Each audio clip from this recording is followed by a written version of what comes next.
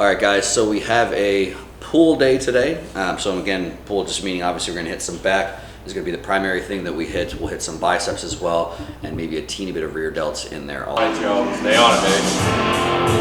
Go, go, go, go, go. Ah, boy. Hard. Yep. Yep.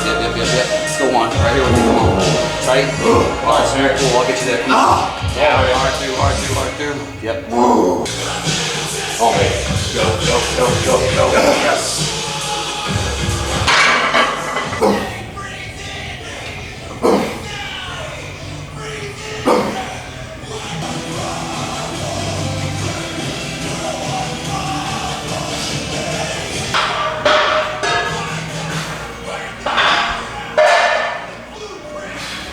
Hard, Terrence.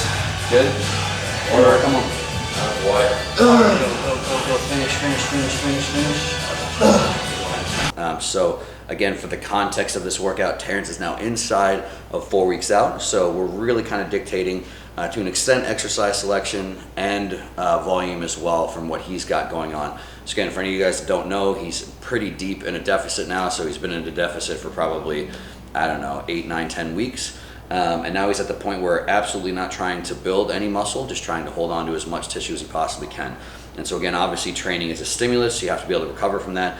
We don't want to actually put too much stimulus, more so than his body can actually recover from, to the point where he's losing muscle as a result of the training. So what that looks like is very efficient exercise selection. We're not going to have any redundancy in the exercise selection. And again, we're going to keep the intensity a little bit higher, meaning the weight's relatively heavy, and if anything, the volume a little bit lower. So not doing any excessive drop sets or strip sets, not even doing a whole lot of back off sets. So probably 1 to 2 sets per every single exercise. And again, our structure for this workout has been, because of Terrence and his physique and really where he's at right now, he doesn't need a whole lot of like thickness, doesn't need a whole lot more size in his erectors, and his back is one of his best body parts. So we don't have any deadlifts. So again, it's one of those things where obviously I like deadlifts, I like deadlift variations, but exercise selection always comes down to the individual, and it's not something Terrence needs in his physique. So again, like I said, my goals right now are to try and support Terrence as much as possible, to look as good as possible, again, in a little under 4 weeks. So that means I'm not doing deadlifts because he's not doing deadlifts. So this is a good workout option too for people that want a back day that's not having deadlifts included as well too. So our first 2 exercises are going to be geared a little bit more towards lat bias, upper back as well too. And then our third exercise, we're going to go to a T-bar variation. And I like to have that third when we've kind of fatigued everything in the upper back already. And then we kind of, for lack of a better word, tie everything together. So again, we're going to do that a little bit more for upper back stuff as opposed to lats. Obviously a little bit of lats will be involved. But then just holding that bent over locked in position will also give some stimulus on the erectors, upper back stuff, everything that keeps the spine still. And then again, biceps will be 1, 2 exercises tops, and if anything, rear delts, 1 from there too. So this is good for Terrence where he's at, but it's also a good workout for just anyone that's kind of in the beginner, even intermediate, where it's, again, there's no fluff, there's no extra volume, there's no extra metabolic or pump work.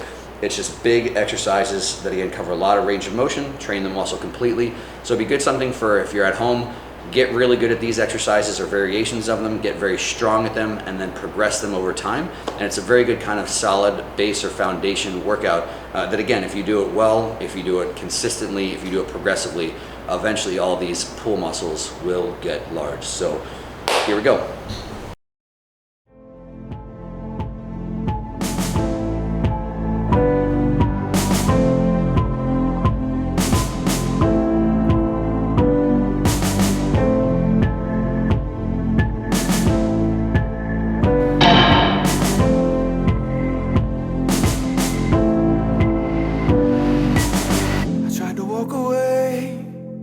This looks like a fight I'm getting in. Don't try to get away now. If you come to play, you better play to win. How long till I'm on my back and the floor starts to fade away? 3, 2, 1. Alright, get tight, Terrence. Come on.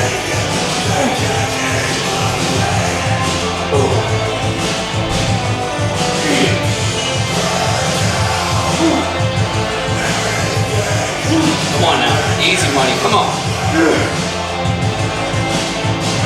Come on now. Yeah. Last one. Go, big man. Go hard. Go. Yes. Success must be ego.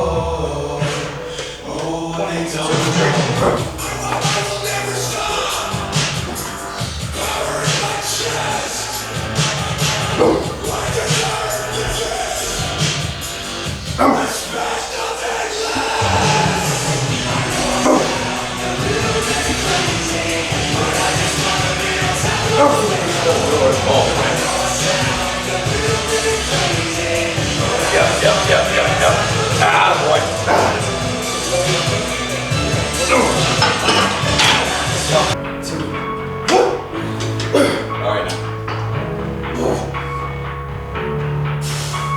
Come on, put your brain here, squeeze some reps. Let's go. Good man, come on. Yeah, everyone. Easy money, Terrence. Come on, hard. Good. Come on, couple man. more. Visualize, Let's go. man. Visualize. Come on. The ones that matter. Good. Come on. Come on. Good. One more, Terrence. One more. Smooth, hard squeeze. Get there. Attaboy.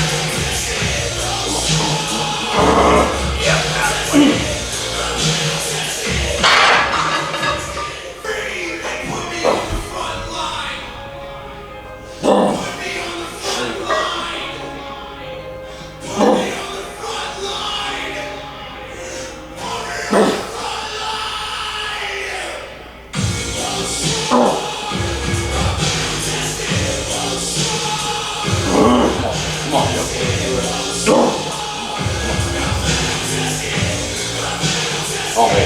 Go, go, go, go, go. Yes.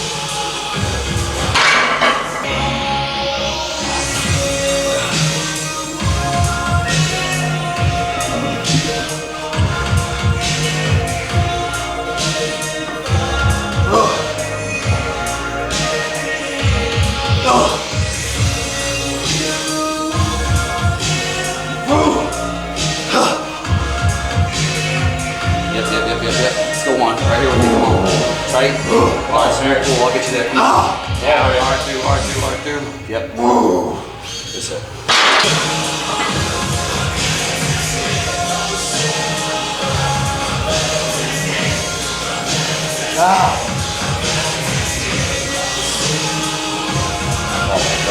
Got it down.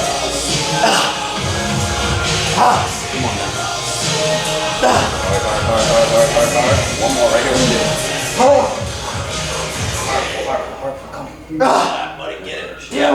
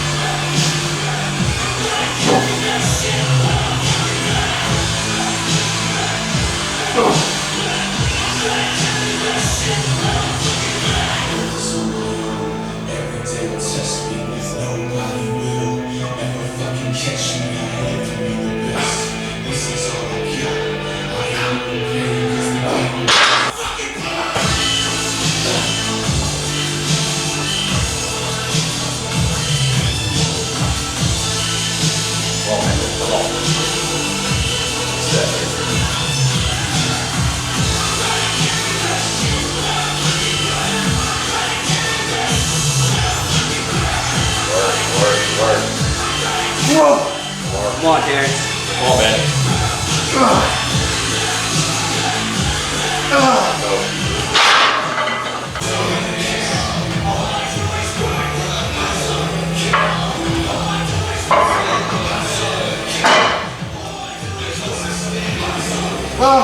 Come on, Terrence.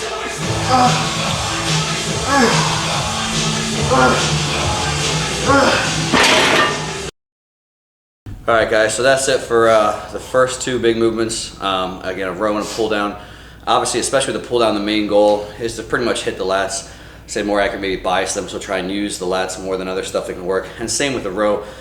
At the end of the day, I mean, especially for, you know, things crossing over the shoulder joint, you know, it's really impossible to isolate the lat. So basically anything that can move the upper arm will move it to a certain degree. Anything that can move the scapula will move it to a certain degree.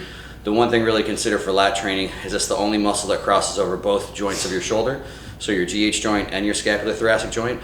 So it's the only one that can basically move both of those kind of together. So again, it's a couple things I would say to set up with that one is for setup, having an arm path in at your side is one of the easiest things. So again, if you just kind of imagine a track that tucks right into your side, so whether you're rowing or whether you're doing a pull down, kind of staying right in that track is kind of step one that can help work the lats. Anytime you get out here, it's not that the lats won't work or can't work, but there's just a lot of other stuff that can do the job. So one is just set yourself up with a shoulder-ish width grip, which is obviously different depending on your structure. And then from there, if you just literally imagine a string, you know, that could be your lat, depending on the size of your lat, could actually be the size of your lat, that attaches to your upper arm and basically inserts somewhere down across here. So just imagine your hip, even though there's kind of a broad insertion there. And you really just want to imagine that these 2 points are pulling closer together. So when they pull, what's really going to happen generally is the scapula will pull down. At the same time, you're going into a little bit of shoulder extension. So again, for people that generally have the best lats, that can use the lats the best, you'll kind of see when they initiate at the top of here, or they initiate with a row, both of them kind of move together. So it's never like just the GH joint moving or just the scapula moving. Generally, it's kind of both of them pulling and contracting together. And again, that's probably one of the best ways to let the lats do more of the work. You know, of course, you're doing a pull down, the rear delts are going to work to a degree, you know, lower traps will work to a degree, long head of the tricep can work to a degree, some of your rotator cuffs, teres can actually work to a degree as well too. The idea is just to try and set up hopefully for your lats to do more of the work. And by all means, the other positions are great as well too. So you'll see we'll do some rows sometimes more for upper back. It's great to have big teres, big rhomboids, big traps, but obviously you want to be able to kind of pick and choose what you're trying to target a little bit more, again, just for an overall development standpoint. All right, guys, so 2 things, because I'm sure someone will ask a question on this. This is your little T-bar row hack. So everybody obviously puts 25s on there, because if you put a 45 right on the end, you know, it's going to catch you in the chest or catch you in the face, which is funny for everybody except for you. So everyone puts 25s on. Then the problem is obviously, depending on how strong you are, you run out of room. So the simple little hack is put 25s on first, and then put 45s on the end, because you'll see that 45 is not going to catch me in the chest or the face, and then I can actually fit some more weight on there before I run out of 25s. And the other thing to always do is always before you T-bar row, ask yourself, what would Michaela do? And so if you don't know who Michaela Aycock is, go ahead and look up her Instagram, and I don't care who you are, you're gonna feel sad about how much you T-bar row. So that's what I think about every single time I'm doing these. I try and, you know, contract and squeeze and have good form, but I'm always crying a little on the inside because I just imagine Michaela here laughing at me, putting on another plate after my set and then going and doing 10 more reps. So that's the hack. You'll see hopefully when I go how it makes sense, and now you don't have to do a billion 25s the rest of your life. Well, Terrence, quality here, buddy.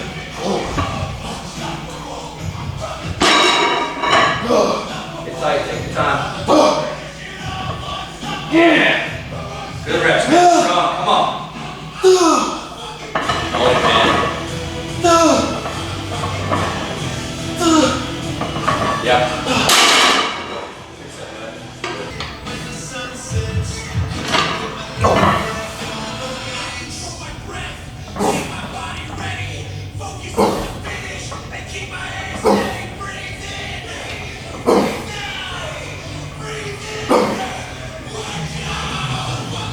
Come on, man. Yeah. Good.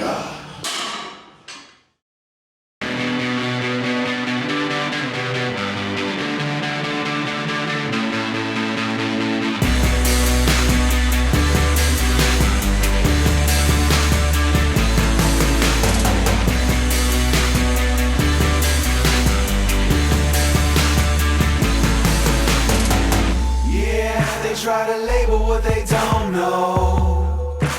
Money must be evil. Success must be ego. Oh, what they don't know. I will never stop. Power in my chest. I deserve the best. Expect nothing less. I know I sound a little bit crazy, but I just wanna be on top of the world. I know I sound a little bit crazy, but I just wanna be on top of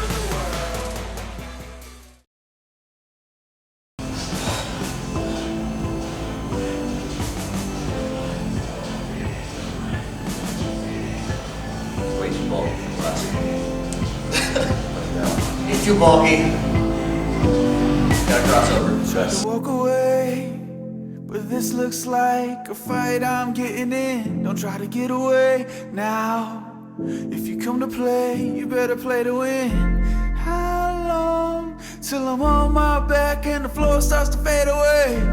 How long can I count on my breath before it all fades away?